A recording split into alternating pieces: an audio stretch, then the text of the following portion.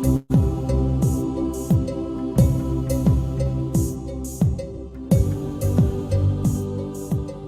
believe equity can be possible in early childhood. We're a group of people committed to social justice and fairness and being the voice for people who don't have a voice. Children aren't voters. They need us to be their voice. Do you remember that image of equity at the ballpark? It's a great visual to explain the distinction between equality and equity, and it makes a lot of sense to me. You can imagine that as a little person myself, my world is very step stool oriented. The image reminds me that equity isn't about everyone getting the same supports, because everyone does not need the same supports. Equity is about giving the just right supports. I know that my country and the other Latin American countries don't have the same resources that other countries have to invest money in research or in such excellent institutes as the one we have the honor and pleasure of celebrating today is 50th anniversary.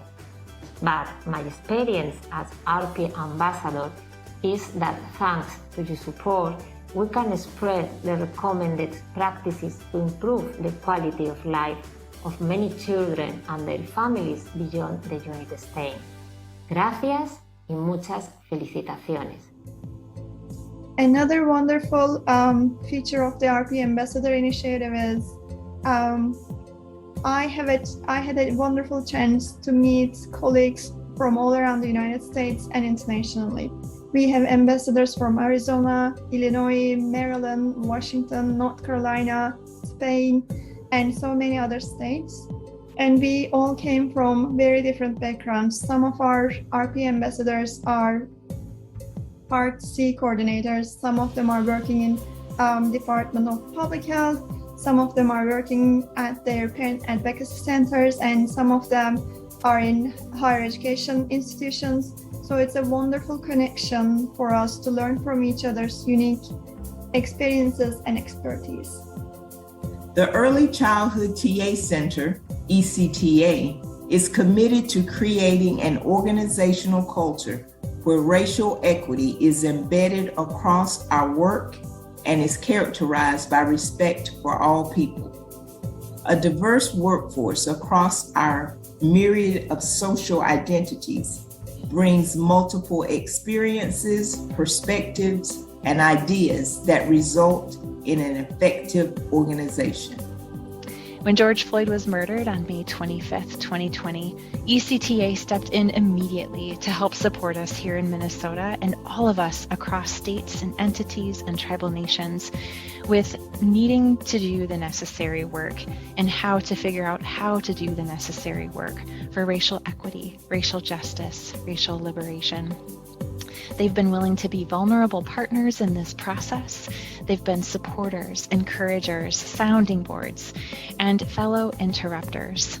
Without their support, I'm not sure where I would be in my own work for racial justice and in being an interrupter. So, as the Part C coordinator for 14 more days, I'm getting ready to pass the tiara on to a new Connecticut Part C team. Not going to choke up at all. But I can do that with confidence because I know all they need to do is call ECTA if they have any questions, or if nothing else, just go to the website and they've got all the support they need.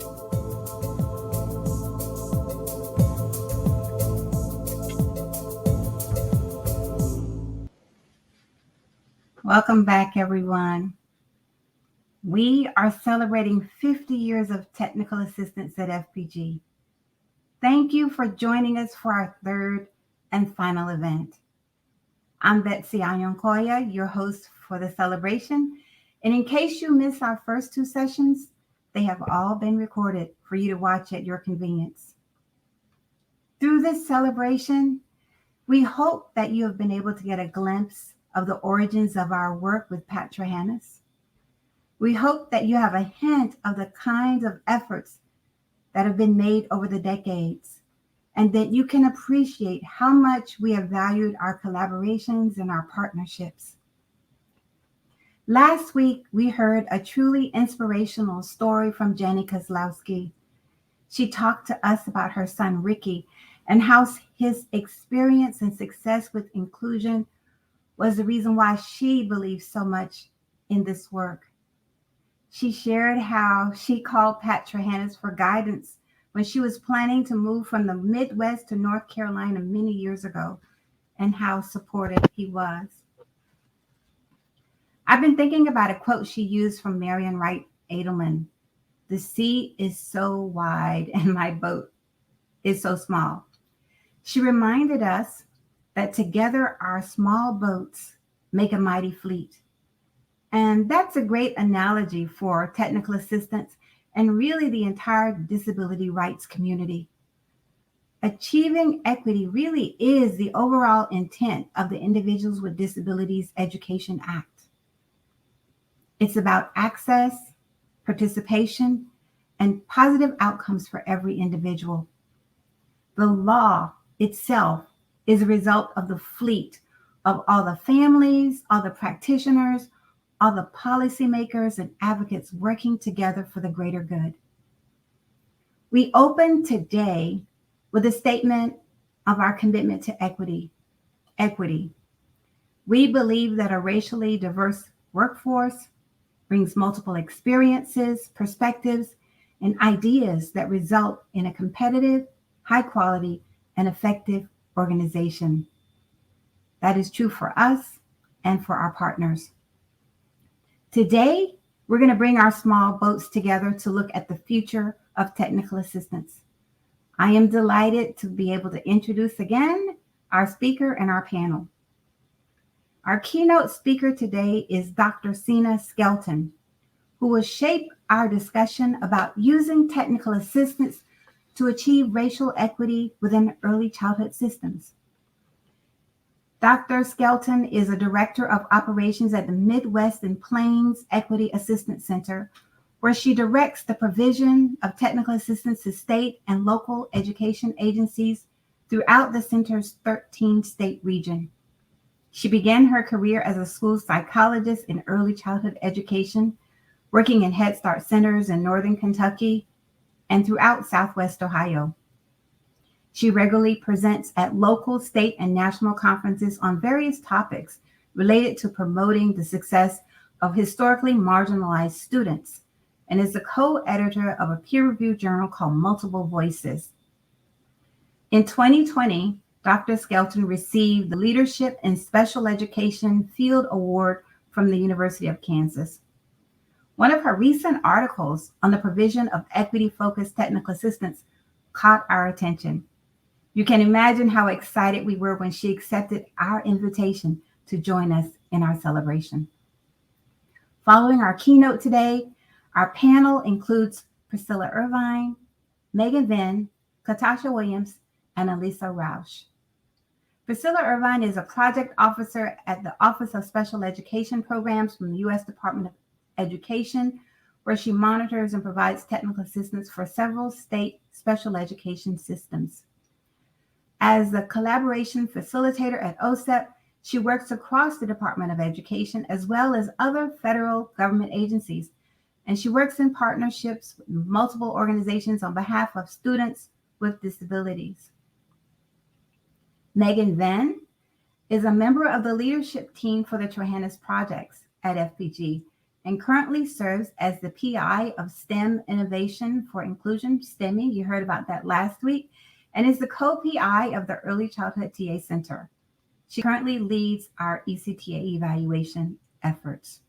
Megan is a past president of the Division for Early Childhood of the Council for Exceptional Children and has co-authored several books on First Steps to Preschool Inclusion, How to Jumpstart Your Program-Wide Plan, and Growing Together, Developing and Sustaining a Community of Practice in Early Childhood.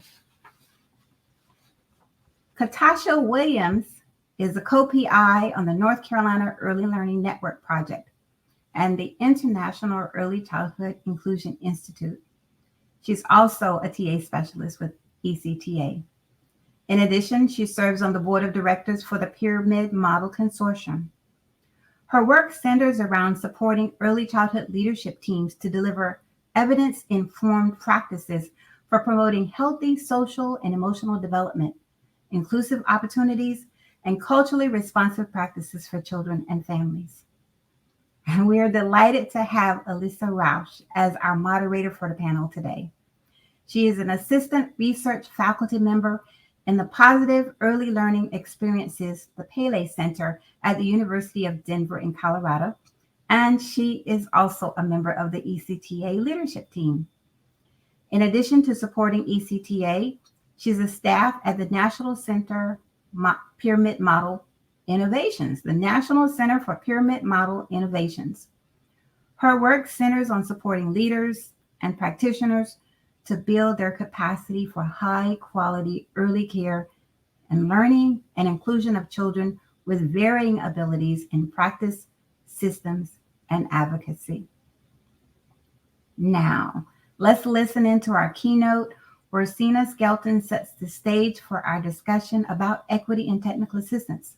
And then Alissa will lead the panel in sharing different aspects of the focus of our work around equity, and they'll talk about our plans for the future of technical assistance.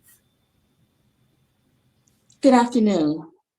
I am honored to be a part of FPG's anniversary celebrating providing technical assistance to support IDEA 0 to 5 for over 50 years, reflecting on the wisdom of the past, informing our work in the present, and inspiring the field for the future.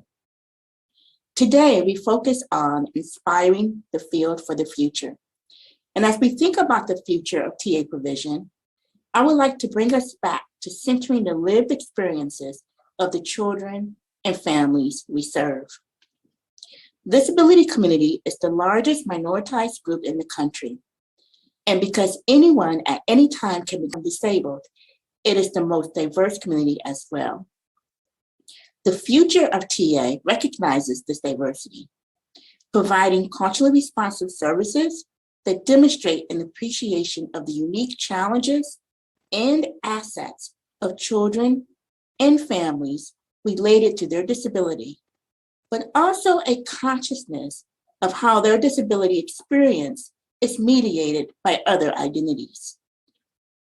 This is particularly important for disabled youth and their families who also possess other marginalized identities. In essence, TA providers must cultivate a critical consciousness of the ways in which disabled youth with other minoritized identities experience often overlapping systems of oppression and how they leverage cultural tools and assets associated with their multiple identities to navigate through those oppressions.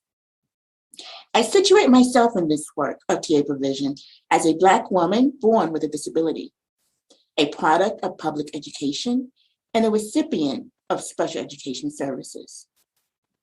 With over 25 years as a practitioner in special education, first as a school psychologist in Head Start programs and public K-12 education systems, then as an educational consultant in special education technical assistance centers, and now currently as a director of the Region 3 Midwest and Plains Equity Assistance Center, one of 4 federally funded equity assistance centers providing equity-focused TA to public education systems.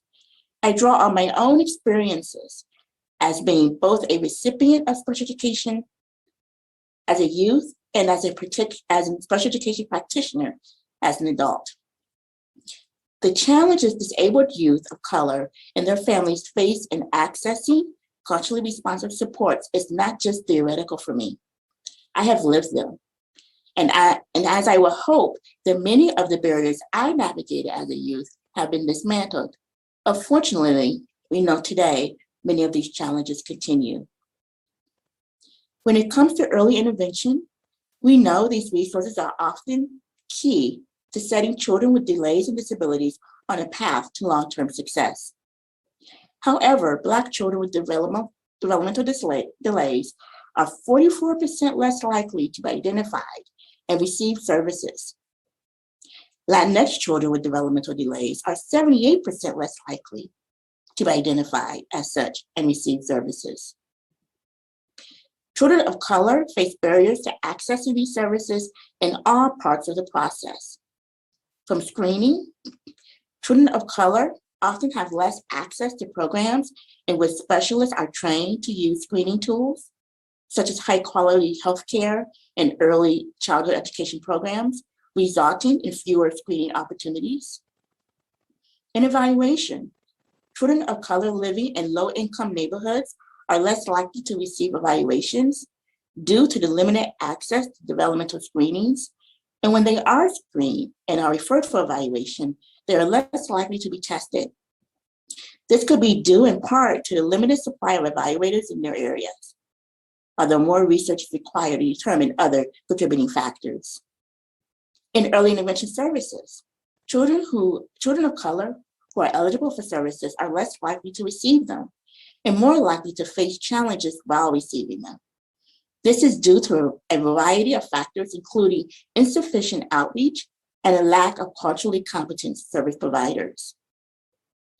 Racial disparity is more pronounced among children qualifying for services based on developmental delays that are more difficult to detect and require observational assessments.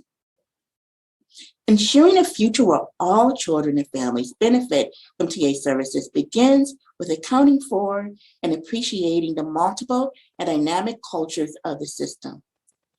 It is important that TA providers and organizations consider the multiple and dynamic cultures interacting, influencing how both practitioners and families experience TA provision. It is essential service providers consider the cultures that we all bring into the TA relationship and space. It's important to recognize the cultural histories and practices that are at play in every social interaction and social space. We also must consider the cultures that are already established. These are the norms, patterns of practice, written and unwritten policies establishing rules for behaviors and expectations that are historically a part of an organization. In other words, the institutional cultures. And we must also consider the cultures we create. And this is the space of innovation. It is the work people do together, the cultural norms and practices through interactions that are established in both explicit and implicit ways. When we are cognizant of these cultural domains, we can intentionally create organizational cultures that are culturally responsive and equity-centered. However, if we are not intentional, organizations are at risk of reproducing the same societal inequities within the service provision relationship. So let's talk about where we can begin. We start by cultivating a critically conscious organization and cultivating critical conscious TA providers. Critical consciousness is an active and persistent state of awareness that constantly seeks to unearth taken for granted norms that are often unexamined. Instead, critically conscious TA providers examine these norms for ways that unmask institutionalized inequities, privilege, and oppression. The first step in cultivating critical consciousness is self-awareness. That is the recognition of one's social identities and the ways in which those identities interact to shape sense of self and living, learning, and working experiences. We all embody multiple social identities. These identity markers give a person a sense of who they are based on their group membership. Our social identities often shape our lived experiences and our worldview. Certain social identities are privileged in our society based on societal cultures where others are marginalized. Most of us embody both privileged and marginalized identities. Some of us possess more social identities that are marginalized than those that are privileged. It is important that as service providers, we recognize our own multiple identities, as well as recognize and value the multiple identities of the children and families we serve. Intersectionality, an analytical framework conceptualized by Kimberly Crenshaw, helps us understand how people who possess multiple marginalized identities experience intersecting and overlapping forms of oppression. Critically conscious practitioners appreciate how specific families whose members embody multiple marginalized identities experience intersectionality and engage TA supports in response to these challenges.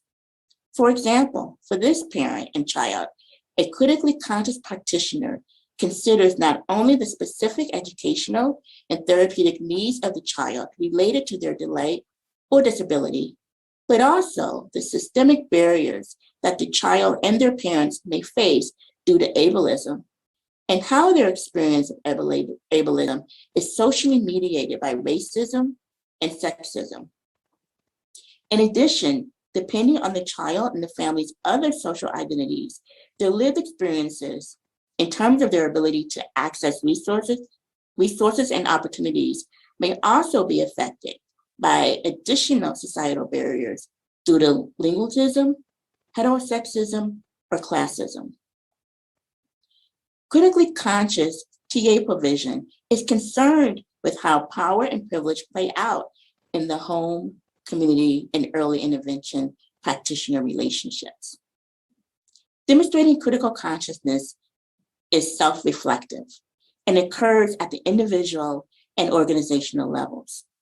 At the personal level, we ask, how might my social identities be affecting my interactions with this family?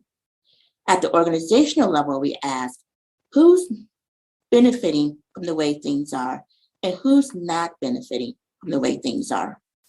How might the ways of being and doing in our organization create barriers for families to accessing and benefiting from our services?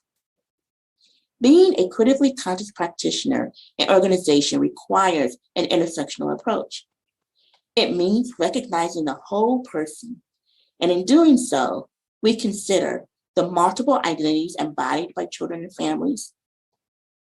We appreciate their unique lived experiences, specifically how disability is mediated by their other intersecting identities. We recognize the assets, strengths, as well as the barriers children and families navigate due to overlapping marginalizing systems, such as ableism, racism, and other systems of oppression. We recognize the varying risk of experiencing macro and microaggressions that some families experience due to racism, ableism, and other systems of oppression. We value the cultural practices and histories of our families. And we demonstrate an understanding of the dynamic and evolving nature of cultures. I close with a quote by writer, poet, activist Audre Lorde. It is not our differences that divide us. It is our inability to recognize, accept, and celebrate those differences. Thank you.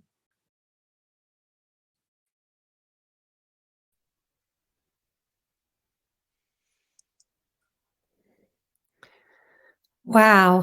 Thank you, Dr. Skelton, for sharing your lived experiences and your insightful words about what it means to be a child or youth of color who's diagnosed with a disability and their family, and how to navigate multiple complex systems.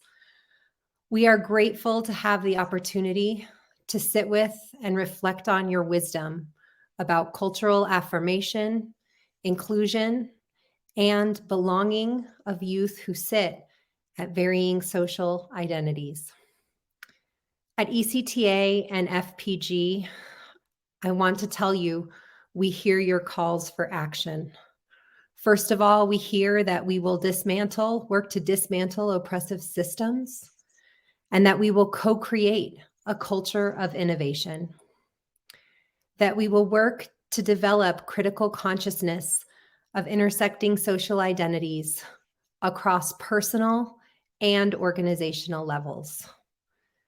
And finally, we will work to honor the lived experiences, strengths, and assets of all the children, families, practitioners, and leaders with whom we work.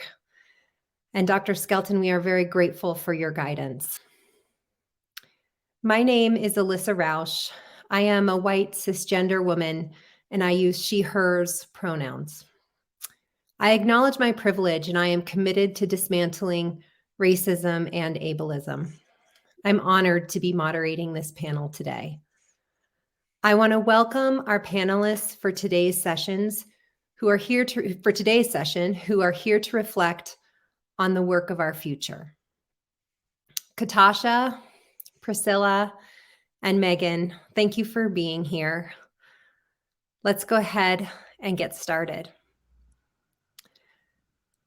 Let's start with some ideas, with an important idea that Dr. Skelton raised, and that's about critical consciousness. She talked about critical consciousness at the individual level and the idea of how might social identities be affecting my interactions with another person. At the organizational level, who's not benefiting from the way things are, and how is our organization creating barriers for some to access and benefit from our services? So given that idea, would you share the steps that you are taking in your respective work and agencies to develop critical conscious TA providers and organizations and systems that support early intervention and preschool special education systems? Katasha, I was hoping we could start with you. Would you please also share a little bit about yourself? Absolutely. Thank you so much. It is such an honor to be a part of this discussion.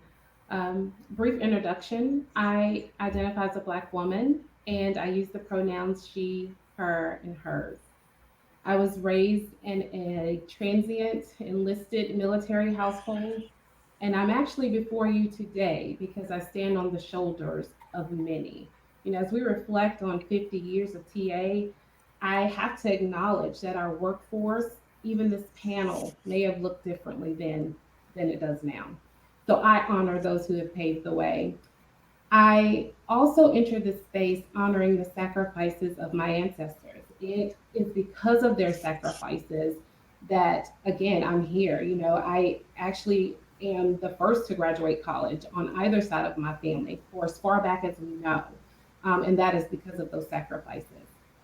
And it is because of my lived experience that I bring to this discussion today a couple of things, right? My belief in the importance of affirmed cultural identity, and also my belief that every child should have the opportunity to reach their fullest potential, regardless of their race, their ethnicity, their gender, or their circumstances.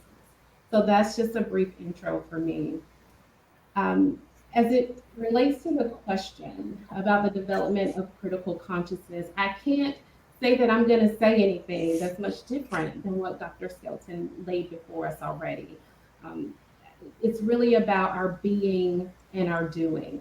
I will, shed some light though. For me, critical consciousness really is about empowering. It's strengths-based. It is a non-expert directive approach to fostering insight, but not only insight, it's active engagement in solutions that challenge inequity. So a couple of steps that have been apparent in my work recently, our work, this is we work, are thinking about the active engagement in solutions, especially those that challenge inequity. That is a key component. And what plays into that is our own awareness of self, our own assumptions, those feelings, beliefs, attitudes that actually shape the way we interpret reality. I have heard an analogy and once I've heard it, I can't unring this bell. So I'm going to share it with you today. And it really is about holding up a mirror.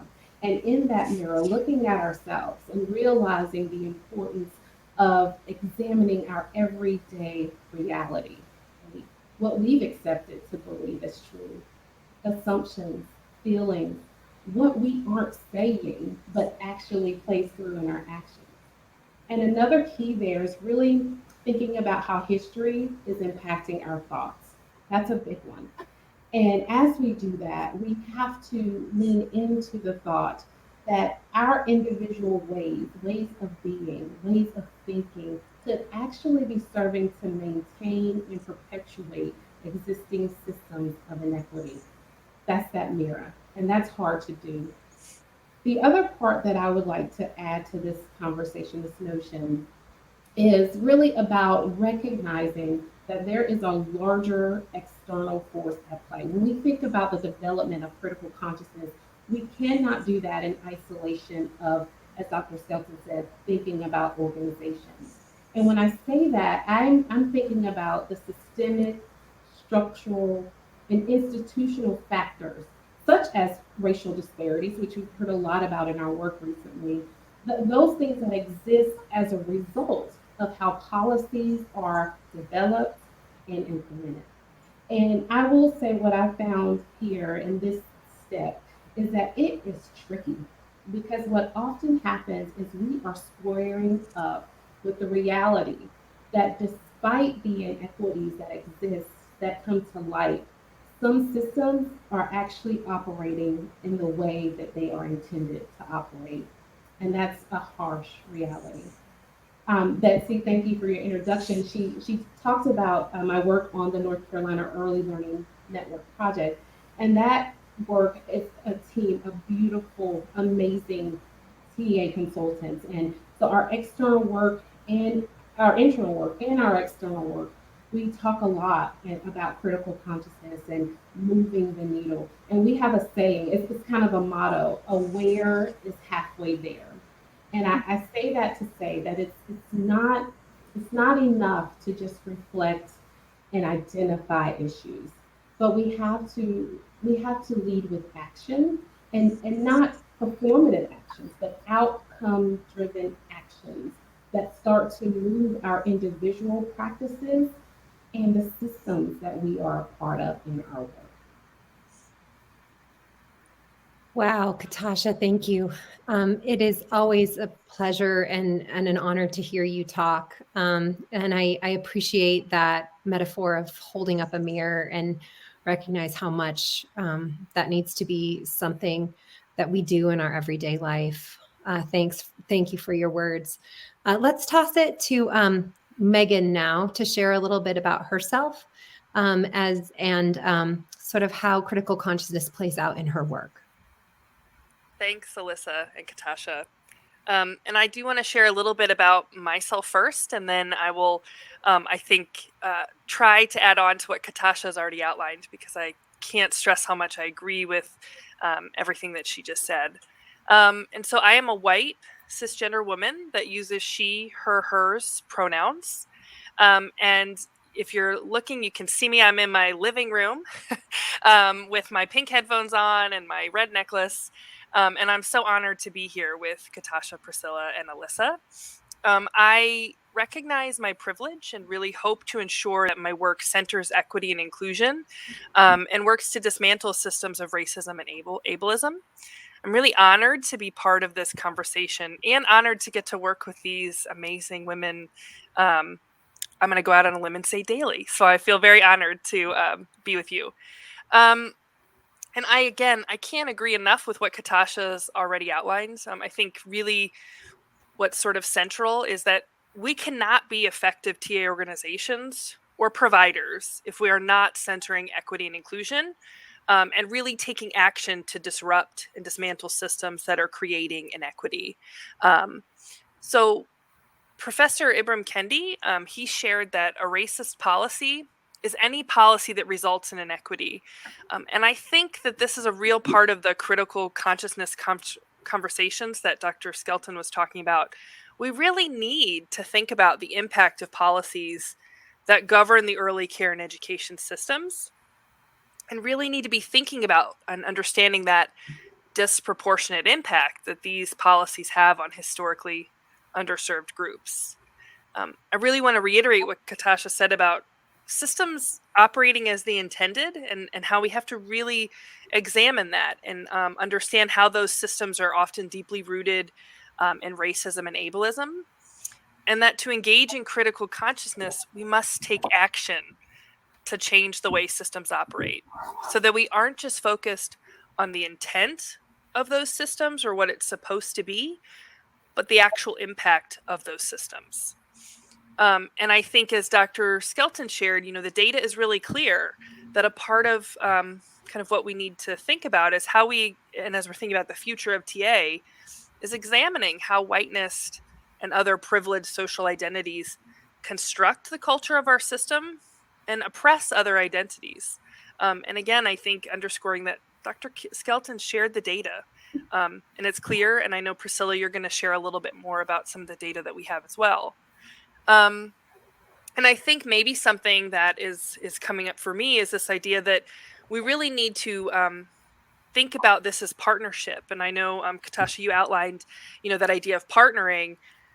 And I really think it's, as Dr. Skelton said, we need to think about the multiple dynamics within the cultures of the system and think about how we can leverage that critical consciousness and a strengths-based approach to serving those that are historically underserved and recognize the complexity of multiple identities. And I think something that may be coming up for us is this may require some role release, or what we perceive as role release, to really be thinking about it as a partnership versus maybe an expert-driven model. Yeah, thank you. Thank you, Megan. I love the themes through, you and Catasha that just reiterate Dr. Skelton talking about the work that the future of TA has at the personal level and what we do personally, and also at the organizational level. Amazing. Thank you. Priscilla, I am anxious to hear what you have to say about this too, but please also take a minute to let us get to know you a little bit better. Thank you, Alissa. And don't be too anxious. Alissa, Catasha and Megan have already stolen quite a bit of my thunder, but I've learned so much. Aware is halfway there. I'm excited about the takeaways and how everything that we talk about today will be implemented. But first, let me start with an introduction. I am Priscilla Irvine. I work at the Office of Special Education Programs in the Monitoring Division. I am working from home right now in my home office. I am an immigrant from the island of Antigua, and I have chocolatey brown skin. I recently came to the understanding that I just missed the cutoff to be a millennial, but in the spirit of full transparency, I will share that I think I look rather young for my age, so I'll just put that out there. I'm honored to be on this panel celebrating technical assistance with all of you and the excellent work that you do. So at the federal level, the steps that we are taking to develop critical consciousness include reviewing our data with the intention to take action to ensure that all children with disabilities, despite race, zip code, and other circumstance, have the same opportunity to achieve great outcomes. The most recent Fast Facts that came out from OSEP, which includes data on 5-year-olds in kindergarten, show that Black and African American students with disabilities are more likely to be identified with intellectual disability or emotional disturbance than all students with disabilities. And they're more likely to receive a disciplinary removal than all students with disabilities. Latinx students with disabilities are more likely to be identified with a hearing impairment or specific learning disability than all students with disabilities. While white students with disabilities are more likely to be served inside a regular class 80% or more of the day than all students with disabilities, and less likely to be identified with specific learning disability or an intellectual disability than all students with disabilities. An objective view of this data shows that there are clear disparities, which are too often very easily predicted by race. So what's OSEP doing about it? In the Part C arena, Family Outcomes Indicator has been revised to require states to report on race ethnicity as a required demographic category, because we believe that this is a step to increase high quality data necessary for states to improve outcomes. This is a reporting requirement that will start in February 2024. States are also now required to engage diverse stakeholder groups that are in alignment with the families and community demographics, and to report in the annual performance report how the diverse groups of stakeholders participated in the development and implementation of activities. As our states and TA partners know, the data submitted in the annual performance reports informs many aspects of our monitoring activities. And I'll say that OSEP is excited about DMS 2.0 and opportunities to converse further with our states about these new requirements and how they will be implemented in the state, and to do this with our state and TA partners. Thank you. Thank you so much, Priscilla, for sharing those data and really bringing that publicly. That fast facts, really talking, acknowledging that, and then also sharing the concrete steps that OSEP is taking to move to change those. That's wonderful, and so happy to be partnered there. Let's take a little bit of a change of direction here, and let's talk a little bit about take the opportunity to reflect on the intersection of racism and ableism at different levels of the system to better understand how our work can be fully inclusive, disability inclusive, truly inclusive. So Megan, I'd like to start with you. And for this section, let's, as the co-leader of ECTA and with some of your projects with STEMI, why as an organization are you focusing on racism in TA when the primary mission of the organization's work is disability focused? Thanks, Alissa. We get this question a lot, and I really am so glad that you posed it because I think it's really important. At ECTA, we've been doing some work with a group called Counterpart Consulting to really understand and take a deep look at how power is operating within our culture and system so that we can make some actionable change and really move toward being an anti-racist organization. And I think I'm going to use some things that we learned from Counterpart, really thinking about the idea of race and. I know that we just heard from Priscilla.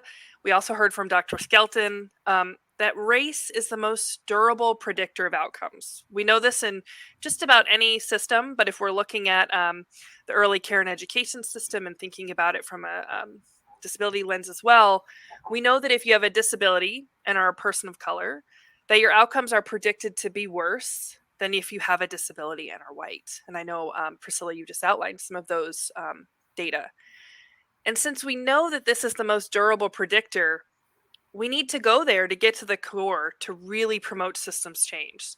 So this doesn't mean that we aren't focused on improving outcomes for young children with disabilities. I think it means quite the opposite. It means we are sort of taking a racial equity mindset approach and recognizing the importance of intersectionality and embracing paradox, right? We often know, as Dr. Skelton really talked about in her keynote, she talked about oppressive systems, and oppressive systems are often based on a hierarchy of oppression. And so we're changing, I think it's really important for changing that conversation from race or disability and really thinking about it from race and disability. And that's a real critical part of critical consciousness. And I think as an example, how can we really say we're working on inclusion when the rates of inclusion are better for white children with disabilities? And I think that says something isn't working.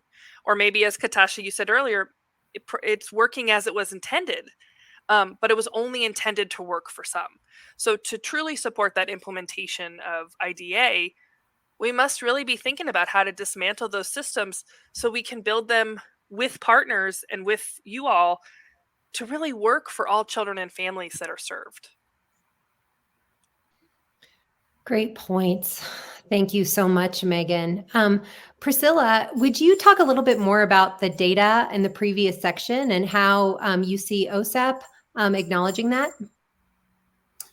Sure. So, one thing I'll start with is that the executive order on advancing racial equity and support for underserved communities, signed by President Biden on his first day in office, acknowledges that entrenched disparities in our laws and public policies and in our public and private institutions have often denied equal opportunity to individuals and communities.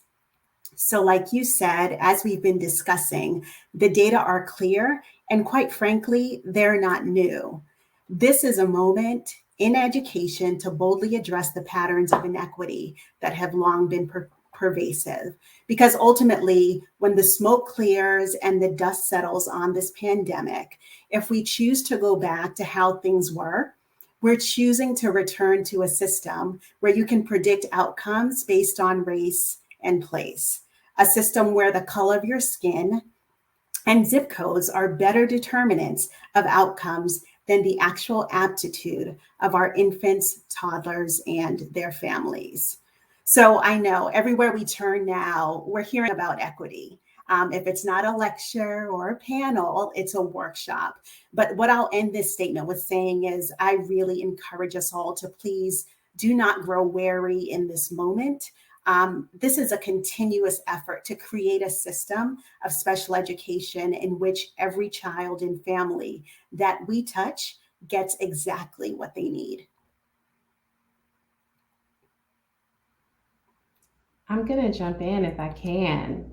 I don't know if I should, but I will. Priscilla, you have just said it. I mean, just thinking about that race and place, that is powerful. And without thinking about the intersectionality, that is what we're saying is okay as standard, and it's not. As I think about Trohannis and the Trohannis TA projects, there has been 50 years of dedication to improving the availability and quality of services, ensuring optimal outcomes, and all of this for children and families who are at risk or have a disability. And what you've just outlined is data that are so clear that racism is hindering the outcomes, availability, quality, and outcomes for Black and Brown children and families in our very own system. So to me, what my response then becomes a question.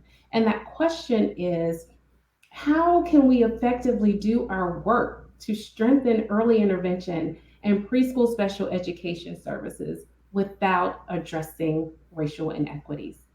I just firmly believe that in order for us to effectively focus on inclusion, the inclusion of children with special needs, we have to address systemic racism that is so clearly resulting in inequities. Like it's a no-brainer for me.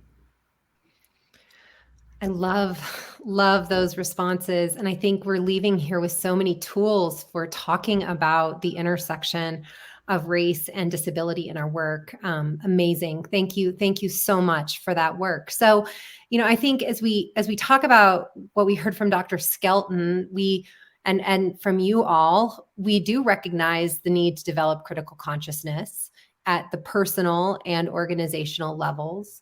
We recognize the need to honor families, to affirm cultures, and lived experiences and assets. And we recognize the importance of being disability inclusive and the multiple identities of children, families, and practitioners. I'm wondering, as we wrap up our discussion today, if we can talk about a call to action to those who are listening. And Catasha, you said it best, this is we work. And so I think the question that we'd like to end with today is, what would you suggest to those in our field who say, what can we do? Catasha, would you get us started? Absolutely. But first, I'm going to take a moment to go off the path a little bit. I'll get back on, I promise. But I'm going to go off the path because my role in the Trohannis suite of projects, if you will, has really given me an opportunity to witness firsthand amazing dedication from state leaders across the country to really lean into discomfort and really start to address and advance our fields when it comes to racial equity. So I just want to first say that I am hopeful about our future. So I just needed to say that. I appreciate this question, Alissa, so much. What can we do? Because like you echoed, I believe that this is we work. And the truth of the matter is that there is collective cost when it comes to racism, and that collective cost is for everyone. So again, this is we work. So let me get to the question that you asked. So in response to the question, I just want to offer a few things. The first thing I want to offer is that we throw out this notion of arrival, that we will arrive, because advancing racial equity within our systems really requires some ongoing commitment. And that commitment has to be paired with continual learning, awareness, and again, action. We are change agents, and we have to see ourselves as such. So another thing I want to say, that to do this, we have to posture and position ourselves so that we can evolve, we can learn and continuously grow, because it's about the needs of the field. It is not about where we are. You know, I've heard a quote the other day, and I think it fits well here. And that was, we are not here to be right. We are here to get it right. And that is a charge that I would leave as we look to our future. And then the other thing I want to make sure that I say is that we have to make critical consciousness our way of being.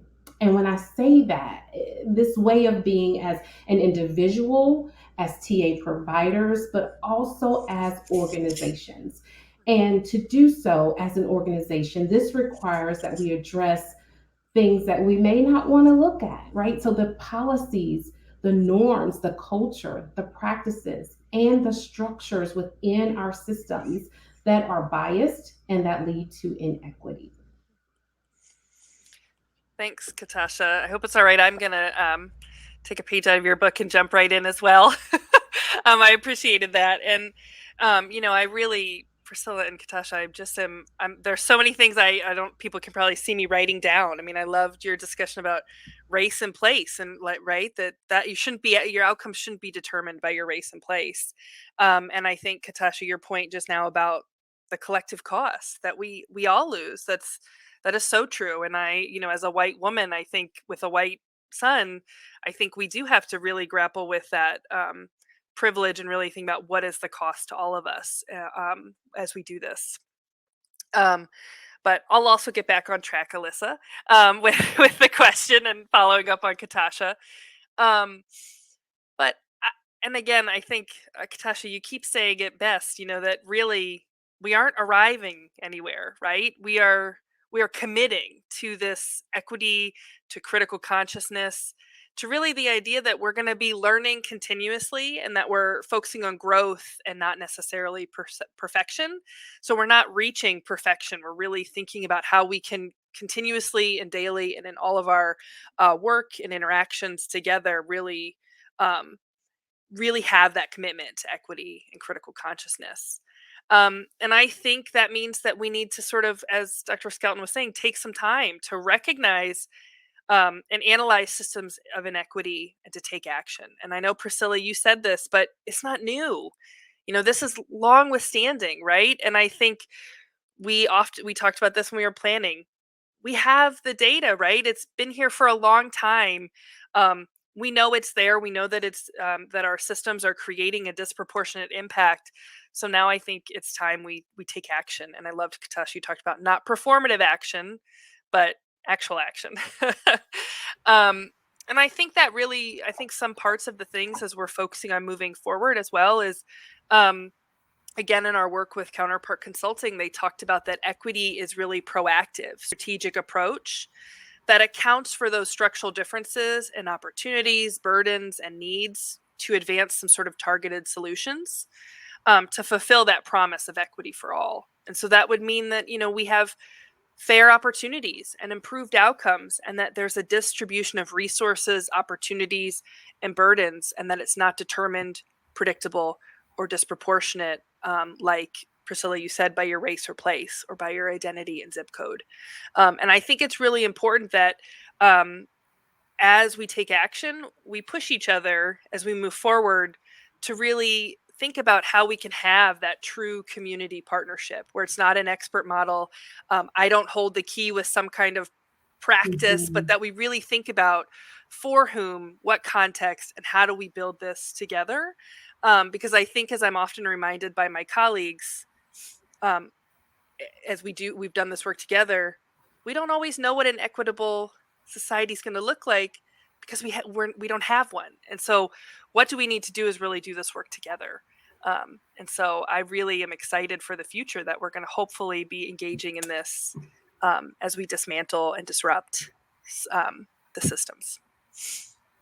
Dismantle and disrupt. Amen. I like that. And let me start by saying, as we talk about race and place, I didn't credit him before, but give credit to our wonderful secretary, Miguel Cardona, who in our Equity Summit recently discussed race and place being a determinant of outcomes and how we are on a mission to change that. So I will not be publicly stealing ideas during this performance evaluation season. So when people ask what we would do or what can we do, I'd say that we are in a special moment where we have both the urgency and the funding to lead through this moment and to come out stronger. When I first started in this position a few years ago, I would start my monthly calls with states. And, I would at some point in the call always ask, what do you need? Not money. Do not say money. This is the first time probably in any of our careers where we actually do have the funding to reimagine and rebuild a system. My colleagues at OSEP and our TA partners are determined to not give in to the temptation of complacency. So we discussed the data, the needs are evident, and now it's time to get to work. So for those who may feel stuck, I encourage you to start with the requirements. How will your state meaningfully engage diverse stakeholder groups to help build a system that meets the needs of infants and toddlers, leaving no groups behind? This is an opportunity to enhance child find practices and expand beyond the traditional group of referral sources, because we understand that there are plenty of children who do not go to the pediatrician.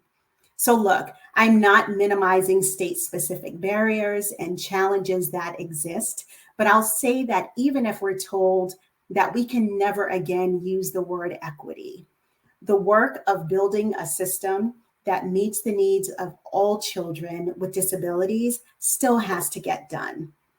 This is our moment, and I am absolutely thrilled to partner with all of you as we roll up our sleeves and make this promise of a system that works for children of all races a reality. And I think that that's what we do. We get the work done. Wow. Wow. Holy moly. Hopefully you all have heard, I'm talking to the people who are listening, these actionable steps, these steps that we can take, and regardless of what's happening in the world around us, just how we can move our lens and make critical consciousness part of our everyday work, and just a reminder that we're not going to arrive. This is ongoing work, and then finally that ECTA is committed to this. And I too am so hopeful, and I appreciate your thoughts and your work on this today. I'm truly honored, and I'm speaking on behalf of I'm speaking on behalf of those listening. We are listening, and we appreciate your words, and we're taking them to heart. Thank you so much for your thoughtful and meaningful contributions today. Amazing. We're going to turn it back to Betsy here in a minute, but before we do, I want to bring one more voice into our discussion today. And we have a video message from Katy Neas, who's the Acting Secretary of Special Education and Rehabilitation Services at the U.S. Department of Education. And she's going to take an opportunity to remind us of the importance of Part C and 619 Part B services in the Individuals with Disabilities Education Act, and share some other important department priorities with us. Thanks everybody. I'm Katy Neas, Acting Assistant Secretary at the Office of Special Education and Rehabilitative Services at the U.S. Department of Education. Congratulations on the 50th anniversary of the Frank Porter Graham Center. Another milestone to recognize is that October 21 marks the 35th anniversary of the passage of Public Law 99-457, which established what is now Part C and mandated Part B, Section 619 of the Individuals with Disabilities Education Act. These programs have played a critical role in improving results and upholding the rights of infants, toddlers, and preschool children with disabilities and their families. And Frank Porter Graham has been a partner in supporting the implementation of IDEA programs for young children and their families since the very beginning. Through the IDEA, the Office of Special Education Programs within the Office of Special Education and Rehabilitative Services has a long history of funding technical assistance centers, and Frank Porter Graham has had just as long a history of receiving these grants. These TA centers have focused on supporting states and local communities in developing and implementing high-quality Part C and Part B 619 programs that use evidence-based practices. I see the technical assistance projects that Frank Porter Graham has had as critical to advancing knowledge and innovation in the field and providing resources and tools for administrators, providers, and families to support our youngest learners. The administration and the Departments of Education and Health and Human Services are committed to continue to spur innovation in the field and provide more support to all young children and their families so that they can receive the programs and services that support their health, well-being, and learning and development. The American Families Plan is the administration's vision to do this. We know that many families have struggled to find childcare, particularly for their child with a disability, and inclusive preschool programs that support their child's full participation in the early childhood curriculum and across all activities. While we know that the earliest years of a child's life are incredibly consequential in developing a foundation for later learning, we haven't invested in the early childhood system to support quality early learning opportunities from birth to 5, particularly for children and families that have been historically underserved. So the American Families Plan is really about building equity so that all families can access inclusive, high-quality programs and services. I'm really excited to be at the department during this time, particularly where there is such a focus on equity, and this includes equity to access IDEA services for young children and their families. At the department, we are focused on supporting all children, including young children with disabilities, in safely getting back to classrooms and in-person services. We know that our Part C providers and early childhood special educators work tirelessly to support families during this time, and that the TA support that they receive from centers like the Early Childhood Technical Assistance Center at Frank Porter Graham made such a difference. While there's so much to accomplish, one of the things that makes it seem possible to be able to reach our vision is knowing that there are committed and experienced partners at Frank Porter Graham that care so deeply about serving young children with disabilities and their family, particularly families and young children of color that have been traditionally underserved. I look forward to partnering with you and leading the field together during this critical time. Cheers to another 50 years.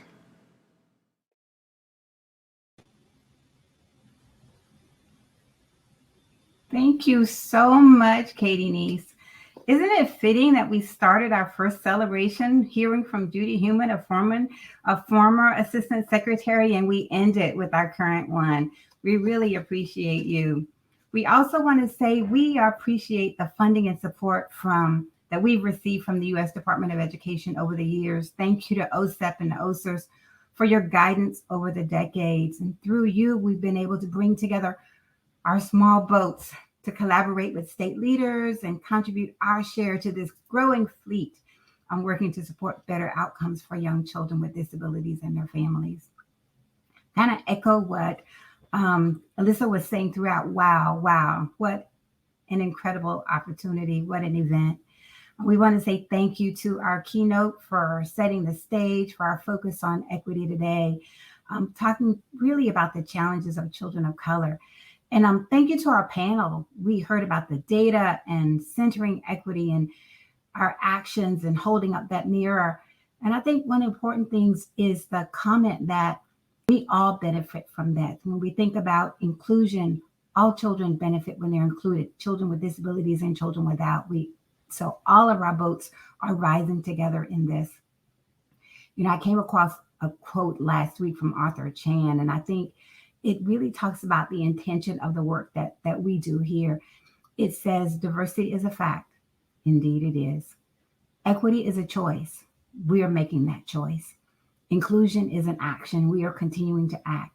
And belonging is an outcome. And isn't that what we want for all of our children, to grow up and belong?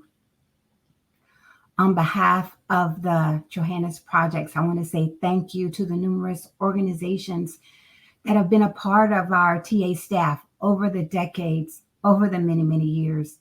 We appreciate so much our consultants who work with us, the different projects and the centers across the country who have been part of our partners. Thank you all very much. And as we begin the next 50 years of technical assistance, let's dream big.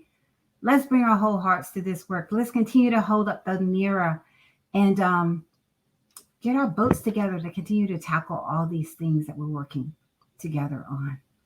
Thank you for all you do for children and families. We're going to continue to do our part. Thank you for joining us in our celebrations. And stay with us just for another minute, because we've got some other things to share with you. Hopefully you'll remember some of these folks, and we'll get back to you as we launch our next 50 years. Thank you.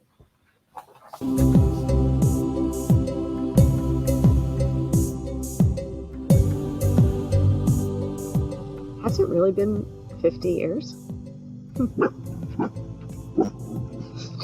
Sorry.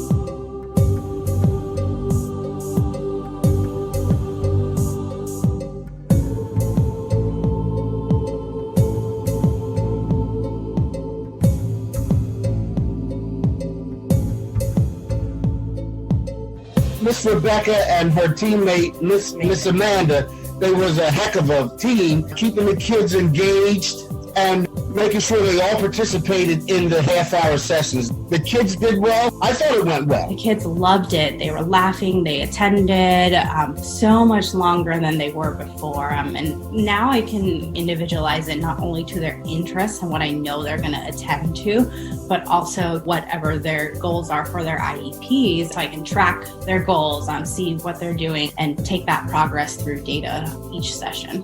And Grayson gets all excited when he sees Miss Jenny come up on the computer. Miss Jenny's still getting to see all of his accomplishments. And she always encourages us to keep up with everything that we're doing. And she's still cheering him on. So it's just kind of nice. If he didn't have hearing loss, we would just tell him to say thank you, but instead we have to sign it. I kind of enjoy it. I've always wanted to learn sign language. So when he wants something, we try and get him to sign eat if he wants eat, or please, and then we give him what he wants. And please. Good job. That is awesome. Yeah. Bueno, nosotros hemos estado trabajando en esto de sentarse, porque el bebé, como tiene hidrocefalia, pues no tiene mucho balance, y hemos tenido un poquito de dificultad para que puedan incorporar las actividades y estrategias en las rutinas diarias para que no se haga otra carga. Porque hay veces cuando tenemos que hacer otra cosa extra, es cuando no queremos hacerla o no podemos hacerla. En realidad no es que no queremos, sino que es otra cosa que tenemos que hacer. Cuando las actividades se pueden incorporar entre las rutinas, es una cosa más fácil porque ya lo estamos haciendo. No es sino cambiar un poquito o añadir algo a lo que ya estamos haciendo. Con Liam, tratemos de hacer las visitas cuando él va a almorzar para yo poder ver eso, o en la hora del juego. Le gusta la música, le gusta la Wheels on the Bus. Él es un niño muy divertido y ha traído mucha felicidad a la casa. I think when you think about equity, because right now equity is a a buzz term, to be quite honest. It's always been very important, but it is looked upon as a buzzword at this point, because you're not only looking at it through the technological sense, but you're looking at it through the racial and cultural sense. But for us, equity has always been all of those things, but also a cognitive piece, because we want to make sure that all of our children are prepared. We have a very significant role, even though when you think about early childhood and preschool, people may not look at it in that sense, but we take it very serious, because we are that foundation that says we get to close the gap. We get to make sure that that gap is not widened right from the start. So we've always looked at it in multiple lenses when it comes to being equitable and having equitable practices.